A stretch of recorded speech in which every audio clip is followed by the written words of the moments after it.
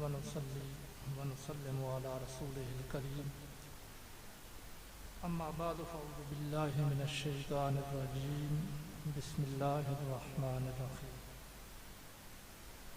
वमा खलक़तुल जिन्ना वल इंसा इल्ला लियअबुदून क़ाल अल्लाहु तबारक व तआला फ़ी शान हबीबिही फ़ी मक़ामिन आख़र इन्नल्लाहा व मलाइकतहु युसल्लूना अलन नबी या अय्युहल्लज़ीना आमनू सल्लू अलैहि व सल्लिमू तस्लीमा अल्लाहुम्मा सल्लि अला सय्यिदिना मौलाना मुहम्मदिन व अला आलि सय्यिदिना मौलाना मुहम्मदिन व बारिक व सल्लिम व सल्लि अलैहि अस्सलातु वस्सलामु अलैका या रसूल अल्लाह व अला आलिका व सहाबिका या हबीब अल्लाह या रसूल अल्लाह उन्ज़ुर अलना या हबीब अल्लाह इस्मा कालना इन्नना फी बारि हम्मिन मुग़रक़ुन खुज़ ऐदियना व सहिल लना अशकालना। बाद हम्द व सलात अल्लाह तबारक व तआला की ज़ात खालिक है और अल्लाह के अलावा हर चीज़ दुनिया की मखलूक है। अल्लाह तबारक व तआला ने इस दुनिया के अंदर जो भी चीज़ पैदा की वो हिकमत से खाली नहीं है। हर चीज़ की तख्लीक में कोई ना कोई हिकमत है। बैसियत इंसान अल्लाह तबारक व तआला ने तमाम मखलूक़ात में से अशरफुल मखलूक बनाकर भेजा। अशरफुल मखलूक होने की हैसियत से हमारी पैदाइश की, हमारी तख्लीक की हिकमतों में से एक हिकमत अल्लाह तबारक व तआला ने कुरान मजीद में इस आयत मुबारका में बयान की। अल्लाह तबारक व तआला फरमाते हैं वमा खलक़तुल जिन्ना वल इंसा इल्ला लियअबुदून कि हमने इंसानों और जिन्नों को अपनी इबादत के लिए पैदा किया। बेशुमार अल्लाह तबारक व तआला की मखलूक़ात हैं, हम उन मखलूक़ात को शुमार भी नहीं कर सकते। सारी चीज़ें अल्लाह की इबादत करती हैं, हर चीज़ अल्लाह की तस्बीह बयान करती है। लेकिन जब हिकमत की बात आई तो अल्लाह तबारक व तआला ने दो मखलूकों के बारे में फरमाया कि इन्हें सिर्फ मैंने अपनी इबादत के लिए पैदा किया। एक उनमें से जिन है और एक इंसान है। तो बैसियत इंसान हमारी तख्लीक की हिकमत है अल्लाह की इबादत करना। अब बंदा या इंसान वो होगा जो अल्लाह की इबादत करने वाला होगा। जो अल्लाह की इबादत से मुंह मोड़ता है वो इंसान की शक्ल में ज़रूर हो सकता है, लेकिन वो हकीकी मानों में कुरान और सुन्नत की रूह में इंसान नहीं कहला सकता, बंदा नहीं बन सकता। क्योंकि बंदे की तख्लीक की हिकमत ही अल्लाह तबारक व तआला ने बयान कर दी कि उससे तो बंदों को तो मैंने पैदा किया अपनी इबादत के लिए। इबादत किस चीज़ का नाम है? जब हम कलमा पढ़ के अपने आप को मुसलमान कहलवाते हैं ना, अपने ऊपर लेबल लगाते हैं कि हम मोमिन हो गए हैं, तो मुसलमान इस्लाम से निकला है जिसका माना होता है सालिमा झुक जाना, अताहत करना। मोमिन कहते हैं ईमान को, अल्लाह और उसके रसूल पे यकीन रखना। ये दो बातें काबिल गौर हैं कि हम मुसलमान भी हैं, मोमिन भी हैं। तो हम मोमिन कैसे हैं कि हम अल्लाह और उसके रसूल पे यकीन रखते हैं, और मुसलमान किस हैसियत से हैं कि हम अल्लाह और उसके रसूल के आगे, आकाम के आगे झुकने वाले हैं। क्या मतलब? अल्लाह का पैगाम आ जाए, कलमा पढ़ने वाला यकीन कर लेता है कि ये पैगाम सच है, ये पैगाम सच्चा है। फिर अगला मरला उसका क्या होता है कि मुसलमान वो होता है कि जो अपना सरे तस्लीम खम कर उस पैगाम के आगे झुक जाता है। अल्लाह तबारक व तआला ने हमें इबादत के लिए पैदा किया, ये रब का पैगाम है। मोमिन वो होगा जो ये यकीन करेगा कि रब का ये पैगाम, रब का ये हुक्म सच्चा है। क्योंकि रब झूठ नहीं बोलना, रब के लिए झूठ बोलना मुमकिन ही नहीं। अब मोमिन को यकीन है कि बंदा वो होता है जो इबादत करे। हम अपने आप को मुसलमान भी कहते हैं। मुसलमान किस लिहाज से? अल्लाह ने फरमाया नमाज पढ़ो, तो मुसलमान वो होगा कि जो नमाज पढ़ेगा, नमाज नहीं छोड़ेगा। जो नमाज छोड़ेगा तो वो अपने आप को मुसलमान ना समझे। कि मुसलमान तो वो होता है जो अल्लाह और उसके रसूल के आकाम के आगे झुकने वाला हो। ये तो मैंने आपको सिर्फ एक मिसाल दी है ना। मैं अभी तमीज़ बांध रहा हूँ क्योंकि इसाले सवाब का प्रोग्राम है, मैं इसाले सवाब के लिहाज से ही बात करूँगा, लेकिन मैं सिर्फ तमीज़ बांध रहा हूँ कि देखिए इबादत के लिए अल्लाह ने हमें पैदा किया। अब इबादत की सिर्फ 3 किस्में हैं शरीयत मुतारा में। इन 3 किस्मों के अलावा चौथी कोई किस्म नहीं। वो 3 किस्में कौन कौन सी हैं? इबादत बंदा या तो अपने बदन के जरिए करता है जिसको बदनी इबादत कहा जाता है, या दूसरी इबादत होती है कि बंदा पैसे कमा के अल्लाह के रास्ते में खर्च करता है, इसको माली इबादत कहते हैं। तीसरी किस्म मैं बयान करने वाला हूँ। बंदा मोमिन के लिए इबादत की सिर्फ 3 किस्में हैं। अगर कोई आपके सामने चौथी किस्म बयान करे ना, वो झूठा हो सकता है, चौथी किस्म कोई नहीं हो सकती। 3 किस्में हैं सिर्फ। मैं पूरी तफसील से जो मुझे वक्त दिया गया है मैं उसके मुताबिक इसके अंदर ही अपने मजमून को समेटूंगा। अपनी बात आप तक समझाना चाहता हूँ, अपना पैगाम आप तक पहुँचाना चाहता हूँ कि बंदा वो होता है जिसको अल्लाह ने अपनी इबादत के लिए पैदा किया। और इबादत की शरीयत मुताहरा में 3 किस्में। नंबर 1 बदनी इबादत। बदनी इबादत उस इबादत को कहते हैं जिसमें बंदे के बदन को तकलीफ हो। जैसे मैं उसकी मिसाल दे दूं, अपने घरों से गर्मी में चल के जहां पे आए हो ना, अल्लाह और उसके रसूल के आकाम की बातें सुनने के लिए आए हो, जिस्म को तकलीफ हुई है, ये बदनी इबादत है। और भी बेशुमार मिसालें, ये इस पे खत्म नहीं है, मैं सिर्फ एक मिसाल दे रहा हूं। आप कुरान मजीद पढ़ें, ये बदनी इबादत है, बदन को तकलीफ होती है। नात शरीफ पढ़े सुने, बदनी इबादत है। नवाफिल पढ़े, बदनी इबादत है। कुरान मजीद पढ़कर किसी को सवाब भेजें, बदनी इबादत है। ये पहली किस्म है इबादत की।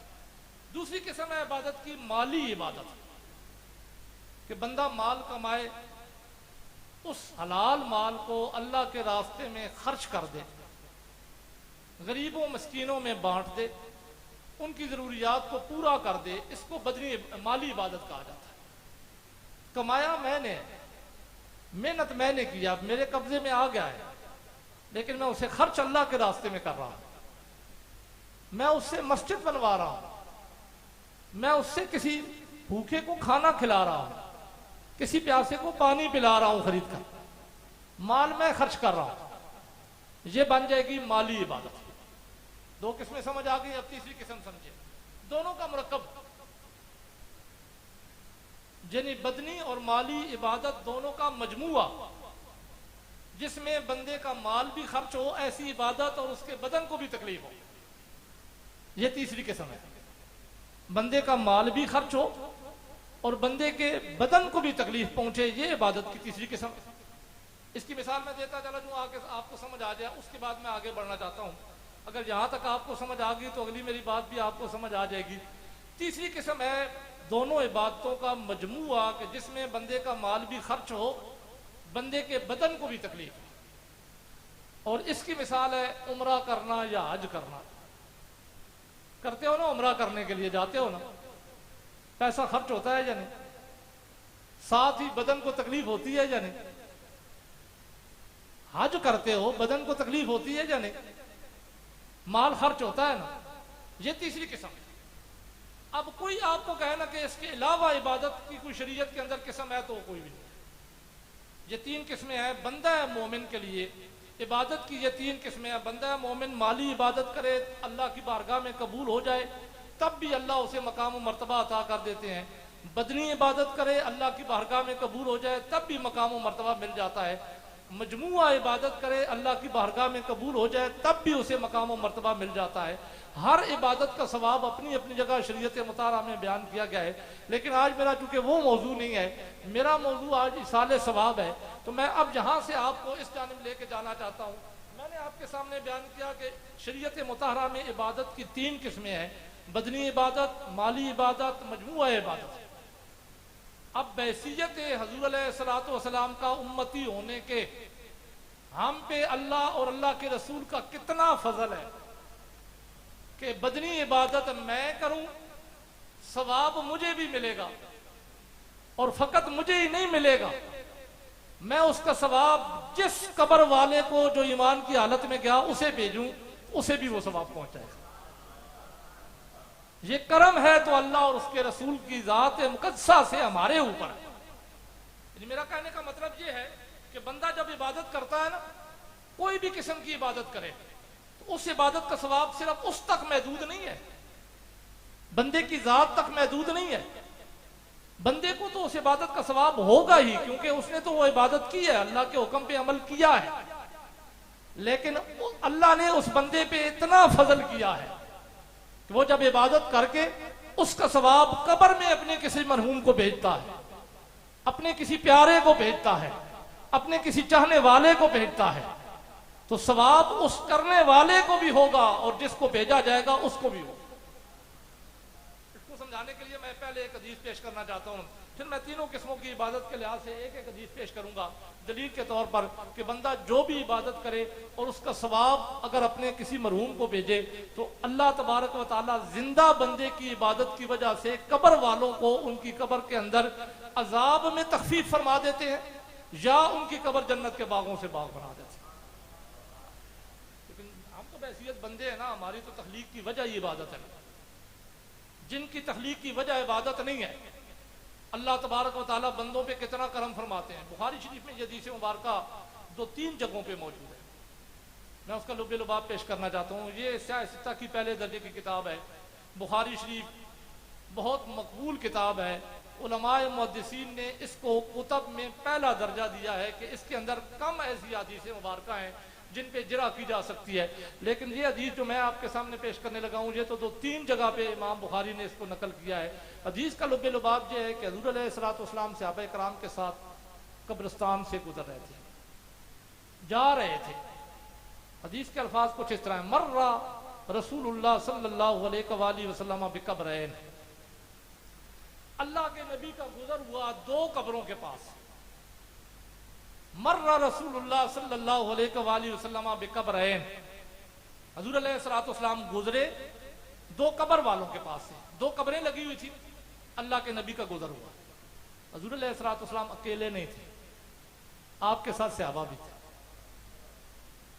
ये बात समझने के काबिल है। हुज़ूर अलैहिस्सलाम अकेले नहीं थे, आपके साथ सहाबा भी थे। तो ज़ाहिर है अल्लाह के नबी गुजरे तो सहाबा भी गुजरे होंगे ना, क्योंकि खिदमत में तो जा रहे थे। अब हदीस का अगला लफ्ज़ सुनिए, हुज़ूर अलैहिस्सलाम गुजरे, सहाबा मौजूद थे, तो हुज़ूर अलैहिस्सलाम रुक गए कब्र वालों के पास। कब्र वालों से जब गुजरे ना, कब्रों से के पास से, तो सहाबा भी मौजूद थे। अल्लाह के नबी गुजरते गुजरते, लेकिन ये बात पहले ज़हन में रहे कि हुज़ूर अलैहिस्सलाम ने कब्र के पास, कहीं हदीस में नहीं है, हदीस के अल्फाज नहीं है कहीं भी कि वहां पे जाकर कब्र के पास पहले बैठे हो, कब्र को खोदा हो, नीचे देखा हो कि कब्र के अंदर है क्या। नहीं, ऐसा कहीं भी नहीं है, कोई ऐसा हदीस का लफ्ज नहीं है। हाँ, इतना मौजूद है कि मर्रा भी कब्र है, गुजर हुआ कब्रों के पास से। गुजरने वाला बंदा, हम तो कब्रों के पास बैठकर भी नीचे नहीं देख सकते हैं कि कब्र के अंदर कब्र वाले के साथ क्या हो रहा है, नहीं देख सकते हैं ना, कि कोई देख सकता है। कोई मिसलियत का दावा करने वाला देख सके और हमें भी बता दें, लेकिन अल्लाह ने अपने नबी को यह मकाम दिया है कि रुए जमीन के ऊपर गुजरे, मन्नो मिट्टी के नीचे कब्र में जो मौजूद हो, नबी उसको देख सकता है। ये फर्क है नबी और उम्मती में। जो हम झगड़ों में पड़े हुए हैं ना, हमें आज तक नबी का फर्क ही नहीं पता चला। हमें पता ही नहीं चला कि नबी होता कौन है। नबी वो होता है जिसको अल्लाह तबारक व तआला की जात अपनी रिसालत के आकाम के लिए बंदों में से चुन लेती है। जब मैं और आप चुनने लगे ना किसी चीज को, तो हम चाहते हैं कि अच्छी से अच्छी चीज चुने, जो सबसे अच्छी हो वो हम अपने लिए चुने। तो जब रब मुखातिब मुख्तार होगा, जब वो चुनेगा, तो वो किसी अरे गहरे को चुन लेगा, जिसकी आंख ही कानी हो उसको चुन लेगा, जिसकी मौत ही टट्टी खाने में हो उसको चुन लेगा, उसको अपनी नबूवत के लिए चुनेगा। नहीं, ये हो ही नहीं सकता। अल्लाह अपने रसूलों को चुनता है, कुरान मजीद में अल्लाह तबारक व तआला फरमाते हैं अल्लाहु आलमु हैसु यजदु रिसालता।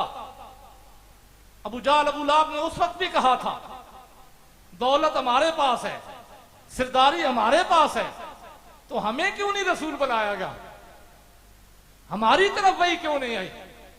तो अल्लाह ने फरमाया अल्लाहु आलमु हैसु यजदु रिसालता।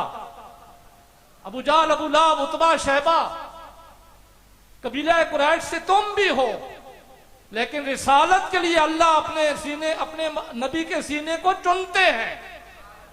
जो सीना रिसालत के ऐल हो, नबी उसको रिसालत अल्लाह उसको रसूलत बनाता है। फिर जिसको रसूल बनाता है फिर अल्लाह उसे ये मकाम देता है कि बंदों को वो मकाम और मर्तबा आम लोगों को नहीं मिलता जो अल्लाह अपने नबी को बना के भेजता।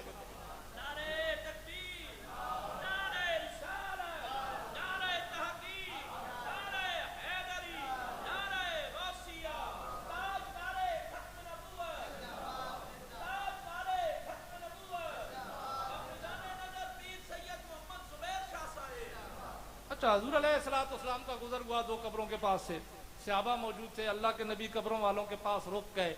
रुकने के बाद आपने सहाबा को मुखातिब किया। चाहिए तो ये था ना कि अल्लाह के नबी उन कब्र वालों के लिए दुआ करते। हमें तो शरीयत यही बताती है कि कब्रिस्तान में से गुजरो तो सलाम दिया करो, यही कहती है ना शरीयत। वैसे मैं यहाँ एक मसला बयान करता चला जाऊंगा, अगर वक्त मेरे पास थोड़ा है, लेकिन ये मेरी मजबूरी है कि जब मैं आया हूँ तो मैं कुछ बयान करके ही जाऊंगा। तो हजूर अलैहिस्सलाम जब हमें शरीयत कहती है ना कि कब्रिस्तान में से गुजरो तो कब्र वालों को क्या कहो, सलाम, यही कहती है ना शरीयत। अच्छा, हमें शरीयत ये भी कहती है कोई सोया हुआ हो तो उसे सलाम ना कहो, कहती है ना शरीयत ये। हमें शरीयत ये भी कहती है कोई नमाज पढ़ रहा हो तो सलाम ना दो। हमें शरीयत ये भी कहती है कोई खाना खा रहा हो तो तब भी सलाम ना दो। क्यों? क्योंकि सोया हुआ तुम्हारे सलाम को सुन नहीं सकता। मैं दो मिसालें लेकर, दो मिसालें समझिए। सोए हुए को सलाम न दो, शरीयत कहती है न दो सलाम, क्योंकि तुम्हारे सलाम को सुन नहीं सकता, लिहाजा जवाब देने का अहल नहीं है। नमाज पढ़ने वाले को सलाम न दो, सुन तो लेगा लेकिन जवाब नहीं दे सकता, नमाज तोड़नी पड़ेगी। वही शरीयत हमें कहती है कब्रिस्तान में से गुजरो सलाम दो। पूछना ना, कभी किसी से सवाल करना ना भाई, जब नमाज पढ़ने वाले को नहीं दे सकते, क्योंकि वो तो जवाब देने का अहल नहीं है। जो जवाब देने का अहल न हो सलाम उसे नहीं किया जाता। सोए हुए को सलाम देना जायज नहीं है, क्योंकि वो सुन नहीं सकता। जो न सुन सके सलाम देने का अहल नहीं है, तो फिर कब्रिस्तान में उन कब्र वालों को क्यों सलाम देते हो? शरीयत यही तो बताना चाहती है कि जो कब्र में चला जाए वो सुनता भी है, जवाब देने का अहल भी है, लिहाजा सलाम दो। उन्हें कहते हैं सलाम दो। अब फिर मैं बड़े मजे की बात, उस कब्रिस्तान में कितने मरे हुए हैं, सारे नबी वली हैं। उस कब्रिस्तान में जिसमें आप गुजर रहे हैं सलाम दे रहे हैं, हुक्म शरीयत के लिए कि सलाम दो, क्योंकि वो सोए हुए नहीं है, वो सुनते भी हैं, जवाब देने के अहल भी हैं। शरीयत कहती है दो ने। कोई कहता भाई यहां तो एक गुनहगार सोया हुआ, उसकी कब्र है, हमारा तो झगड़ा चल रहा है कि नबी वली नहीं सुन सकते, यहां तो गुनहगार है। शरीयत कहती है गुनहगार भी है, लेकिन अल्लाह ने उसे वो बरज़खी जिंदगी अता की है कि अगरचे गुनहगार भी हो, कब्र में जाकर अपने दफन करने वालों को वापस लौटते हुए जूतियों की खिसखिसाहट भी सुन लेता है। तो शरीयत ने कहा सलाम भी सुनेगा, तुम्हें जवाब भी देगा। अल्लाह ने उसे जिंदगी दी है कि तुम उसके जवाब को नहीं सुन सकते, लेकिन वो तुम्हारे सलाम को सुनता है। ये तो एक आम बंदे का मकाम और मर्तबा कब्र में पहुंचाकर हो जाता है, तो अल्लाह के नबी वली का मकाम क्या होगा जो कब्र में जाएंगे। जो दुनिया के अंदर मकाम ये है कि कब्रों के पास से गुजरते हुए ये बता देते हैं कि कब्र वालों के अंदर क्या मकाम है, इनका कौन मौजूद है, किस हालत में है। वही नबी जब अपने गुंबद खिदरा में मौजूद होगा तो फिर उसका मकाम और मर्तबा क्या होगा कि उम्मती जहां कहीं होगा नबी रोजे के अंदर रहकर उम्मती को देख रहा हो। तो ये अल्लाह तबारक व तआला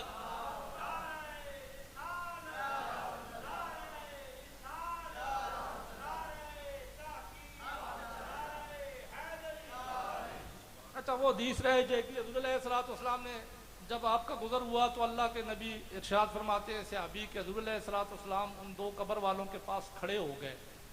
खड़े होकर आपने सहाबा को फरमाया जो हज़्ज़बान इन दोनों कब्र वालों को अजाब हो रहा है। ये वो दौर था, आज का दौर नहीं है, हुज़ूर अलैहिस्सलाम का दौर था। खैरुल कुरून करनी, अल्लाह के नबी इरशाद फरमाते हैं मेरी उम्मत में सबसे बेहतरीन दौर मेरा दौर। आपने सहाबा इकराम को इरशाद भी फरमाया मेरे यारो तुम ऐसे दौर में हो ना, अगर सुन्नत के 10वें हिस्से को भी तर्क करोगे तो तुम गुनहगार हो, तुम्हें अजाब होगा। लेकिन एक दौर मेरी उम्मत पे आएगा, सुन्नत के 10वें हिस्से पे अमल करेंगे तब भी अल्लाह अजर देगा। कि दौर दौर की बात है ना, जैसे कुर्बे क़यामत आएगा लोगों का इस्लाम की तरफ ध्यान खत्म हो जाएगा। तो अल्लाह के नबी ने ये भी खबर दी, तो मैं उस दौर की बात कर रहा हूं। हुज़ूर अलैहिस्सलाम इरशाद फरमाते हैं जो हज़्ज़बान इन दोनों कब्र वालों को अजाब हो रहा है। अच्छा जब अल्लाह के नबी ने ये फरमाया ना तो किसी सहाबी ने एतराज तो नहीं किया? कि किया है किसी सहाबी ने एतराज? ये कब्र में दफन है, नजर नहीं आ रहे, हम भी आपके साथ हैं, हमें नहीं नजर आ रहे, अजाब हो रहा है, आपको कैसे नजर आ रहा है? तो सहाबा ने एतराज न करके ये बता दिया कि जहां तक नबी की नजर जाती है वहां तक उम्मती की नहीं जा सकती। जो कुछ नबी देखता है वो उम्मती नहीं देख सकता। फिर इससे बढ़कर भी थोड़ा और आगे सुनिए ना, हदीस के अंदर ये भी आता है कि वो बनी इसराइल के हजरत ईसा अलैहिस्सलाम के उम्मतियों में से दफन थे, या हजरत मूसा अलैहिस्सलाम के उम्मतियों में से दफन थे। एक हदीस के अंदर यह भी आता है, यह भी एहतमाल है। तो जो कोई भी थे अपने नबी का कलमा पढ़ने वाले, रब की तौहीद का ऐलान करने वाले थे। इससे एक तो ये पता चला ना कि कोई कितना भी मुत्तकी हो, कब्र के अंदर अजाब होता है, अल्लाह फजल करे तो वो अलहदा बात है।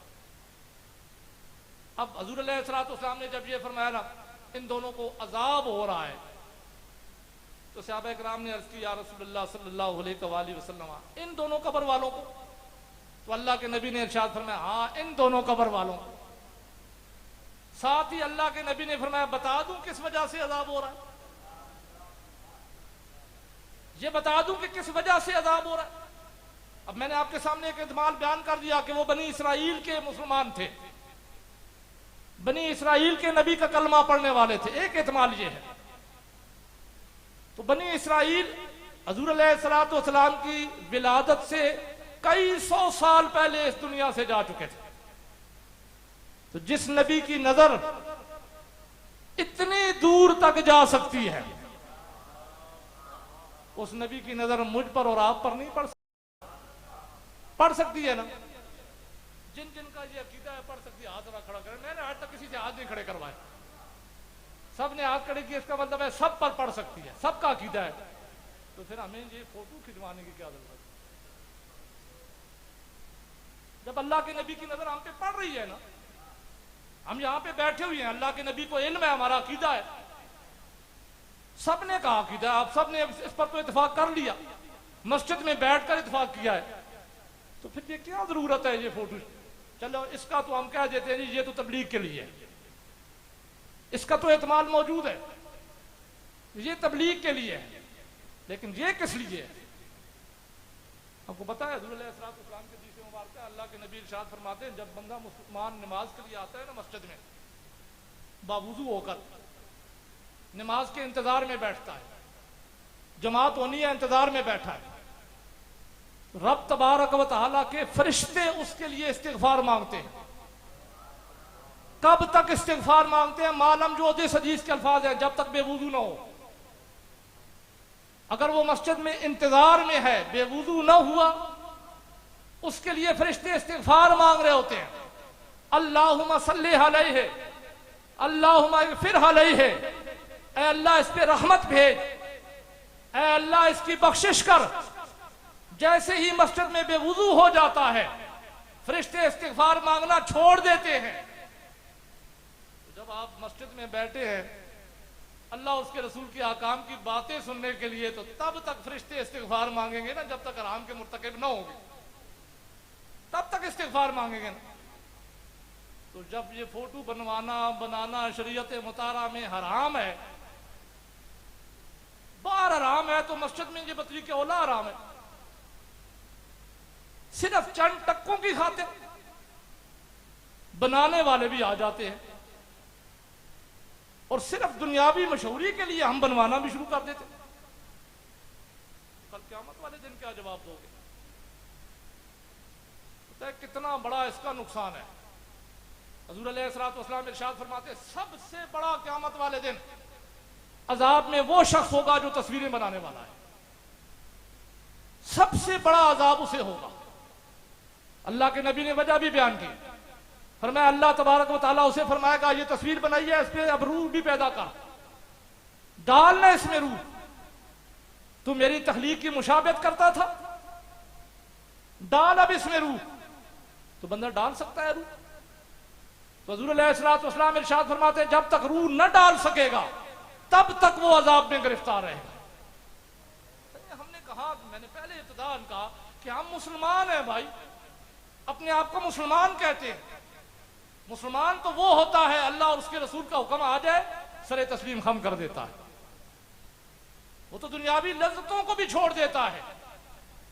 सहाबा इकराम का तो जिनकी हम मिसालें देते हैं आज, उनका हाल तो ये हुआ करता था, अगर वो गुस्ल कर रहे होते अल्लाह के नबी फरमाते मेरे यार आओ, वहीं पे छोड़ दिया करते थे। कतरे पानी के गिर रहे होते लब्बैक कहकर अल्लाह के नबी की बारगाह में आ जाए। मेरे और आपका ईमान का हाल ये है, एक चीज का पता भी है कि ये हराम है, उसके बावजूद बाहर अलहदा सही, बाहर भी हम मना करते हैं, मस्जिदों में हम उसी चीज को दाखिल कर लेते हैं। अब ये शरीयत बनी हुई है, पता नहीं कौन सी शरीयत बनी हुई है। उधर हम अपने आप को आशिक़े रसूल भी कहते हैं। इश्क़े रसूल तो ये था कि अल्लाह के नबी ने फरमाया इन दोनों कब्र वालों को अजाब हो रहा है। सहाबा ने अर्ज़ की लब्बैका आमन्ना व सद्दक़ना या रसूलल्लाह सल्लल्लाहु अलैहि वसल्लम। खड़े आप भी यहां हैं, खड़े हम भी यहां हैं, लेकिन हमारा अकीदा है कि हमें इनका अजाब नजर नहीं आ रहा। आप बज़ाहिर आंखें आपकी भी दो हैं, हमारी भी दो हैं, लेकिन अल्लाह ने आपकी आंखों में बसारत ये रखी है कि आप मनो मट्टी के नीचे बंदों को भी देख सकते। सबने कहा आमन्ना व सद्दक़ना, हम ईमान लाए। अल्लाह के नबी ने फरमाया जानते हो किस वजह से हो रहा है? तो हुज़ूर अलैहिस्सलातु वस्सलाम ने जब ये फरमाया तो सहाबा ने फिर अर्ज की अल्लाह व रसूलुहु आलमो, ये भी अल्लाह और उसका रसूल जानते हैं। तो अल्लाह के नबी ने फरमाया अगर बता दूं? सहाबा इकराम ने अर्ज की या रसूलल्लाह सल्लल्लाहु अलैहि वसल्लम जरूर बताइए किस वजह से इन्हें अजाब हो रहा है, ताकि हम उस गुनाह से अपने आप को बचा सके, हम अपने आप को कब्र की जिंदगी में महफूज कर सके। तो अल्लाह के नबी ने फरमाया अम्मा खदुहुमा यमशी बिन नमीमा, फरमाया सुनो मैं तुम्हें बताता हूं। गोया अल्लाह के नबी ने फरमाया ये जान लो मुसलमान जहां कहीं भी हो, जैसा भी उसका अमल हो, मैं अल्लाह का नबी हो के जानता हूं कि मुसलमान कौन सा अमल उसने किया है, कौन सा कर रहा है और क़यामत तक कौन सा करेगा, अपनी मौत तक कौन सा अमल करके वो कब्र के अंदर पहुंचा। जो नबी जी जानता है ना, अपनी उम्मत तो दूर की बात है, अगर बनी इसराइल का एहतमाल मैंने आपके सामने पेश किया, बनी इसराइल के उम्मती के अमल के बारे में जो नबी जानता है, तो उस नबी को ये इल्म नहीं था कि अबू बकर और उमर का क्या मकाम और मर्तबा है, वो मेरी आल के साथ क्या करेंगे। हमने कहां से अकीदे कर लिए हैं भाई? हम ज्यादा मुहिब पैदा हो गए यार, अहले बैत के मुहिब मैं ज्यादा हूं या हुज़ूर अलैहिस्सलातु वस्सलाम खुद ज्यादा हैं जिनकी हाल है? आपकी मोहब्बत ज्यादा है या अल्लाह के नबी की ज्यादा है जिनकी औलाद थी? वो नबी जो हर उम्मती के बारे में ये खबर रखता है कि उम्मती ने कौन सा गुनाह किस जगह पे किस मकाम पे किया है, और फिर कब्र में जाकर उसको उस गुनाह की सजा होगी या नहीं, वो नबी दुनिया के अंदर जब ये खड़े होकर ऐलान फरमा रहे हैं हाँ कज़ा नबसु इला यौमिल क़ियामा, दाएं जानिब अबू बकर रदी अल्लाह तआला अन्हु को खड़ा करके, बाएं जानिब उमर फारूक रदी अल्लाह तआला अन्हु को खड़ा करके वो नबी ये ऐलान करके जा रहे हैं, फरमाते हैं लोगों सुनो, मैं रब की अता से जानता हूं कि मेरा अबू बकर भी पाक है, मेरा उमर भी पाक है, दुनिया में भी ये मेरे आकाम के मुताबिक चलेंगे, कब्र में भी ये उसी मेरे साथ रहेंगे, कल मैदान महशर में भी हम इसी तरह होंगे।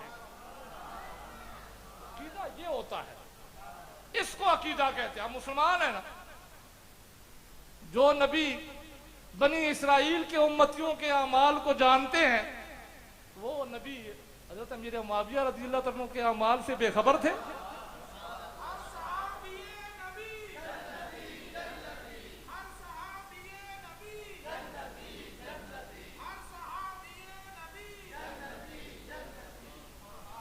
वो बेखबर थे। अगर बेखबर थे तो फिर मानो ना नबी को कोई खबर नहीं है, फिर अकीदा रखो ना।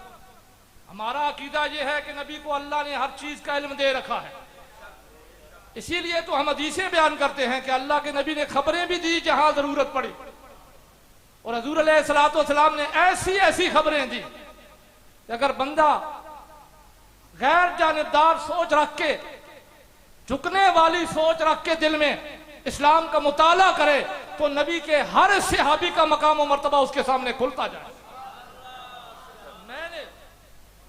मैंने जब इस हैसियत से मुताला किया तो हज़रत अमीर मुआविया रज़ियल्लाहु अन्हु के बारे में मुझे अल्लाह के नबी की दुआ भी मिल गई। अल्लाह के नबी ये जानते थे ना, हज़रत अमीर मुआविया रज़ियल्लाहु अन्हु मेरी गुलामी की हैसियत में इस दुनिया से जाएंगे, इसीलिए तो उनको सामने खड़ा करके दुआ कर रहे थे, या अल्लाह इसे हादी भी बना दे, महदी भी बना दे, और सिर्फ हादी और महदी नहीं बल्कि फरमाया एतबी कौमी,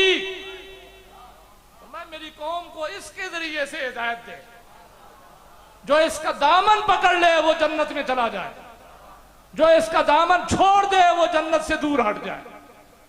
ये अल्लाह के नबी की दुआ थी, रब की तरफ से पैगाम था, रसूलुल्लाह सल्लल्लाहु अलैहि वसल्लम ने हमें पहुंचाया, क्योंकि अल्लाह ने अपने नबी को ये मकाम दिया। सहाबा ने अर्ज की ना, या रसूलुल्लाह सल्लल्लाहु अलैहि वसल्लम किस गुनाह की वजह से इन्हें अजाब हो रहा है? तो अल्लाह के नबी फरमाते हैं एक चुगली खाया करता था, अम्मा यमशी बिन नमीमा, इनमें से एक चुगली खाया करता था। तो चुगली होती क्या है? मैं और आप तो नहीं खाते हैं, माशाअल्लाह, अल्लाह हमें बचाए रखे। वैसे हमारा इस दौर में चुगली खाने का कोई है तो रवाज तो नहीं है।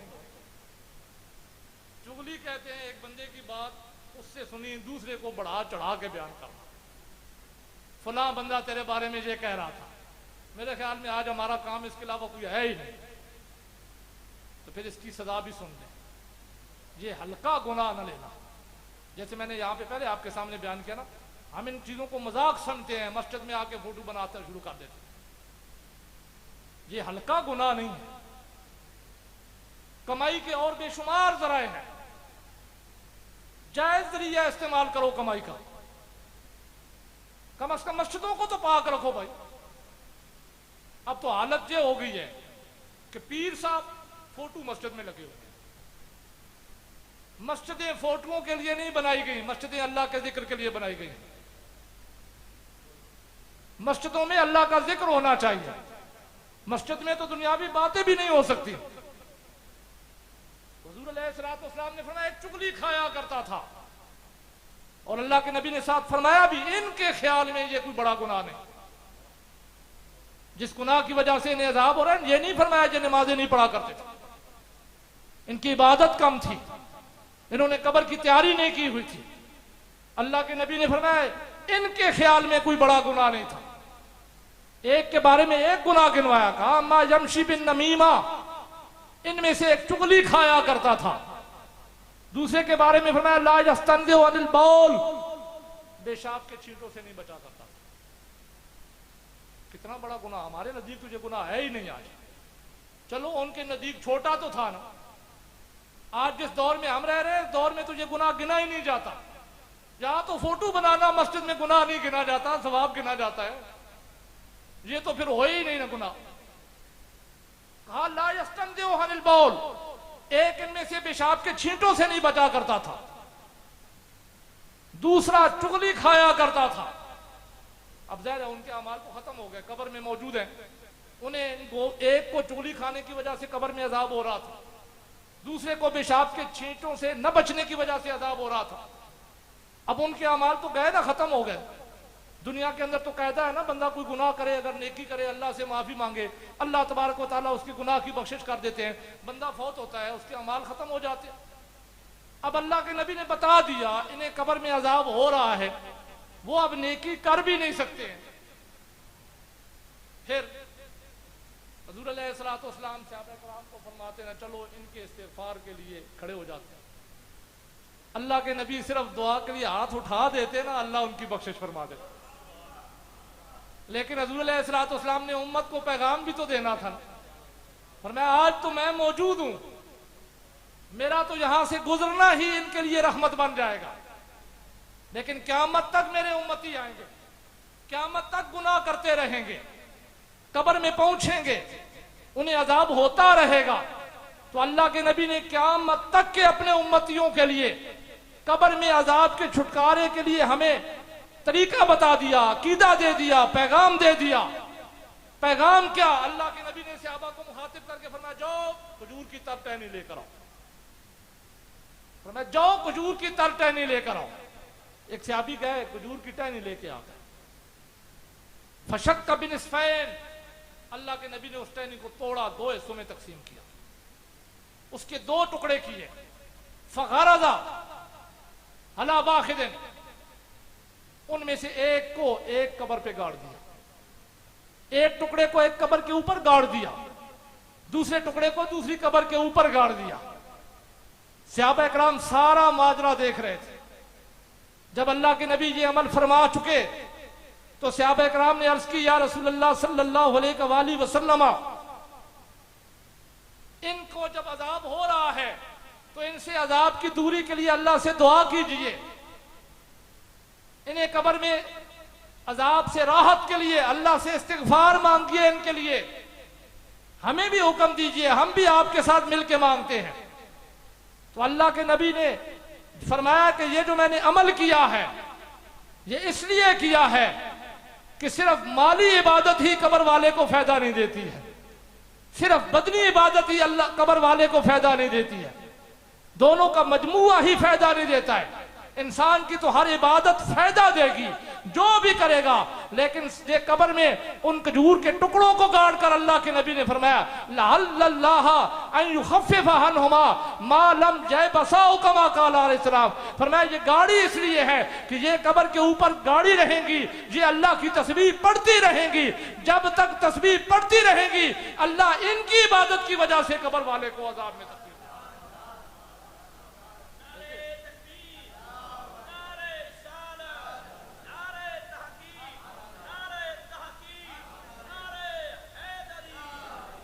अल्लाह के नबी ने फरमाया जब तक। अच्छा एक मसला मैं समझाता चला जाऊं, जब वो खजूर के साथ टहनी थी तब भी तो अल्लाह की तस्बीह पढ़ रही थी कि नहीं पढ़ रही थी?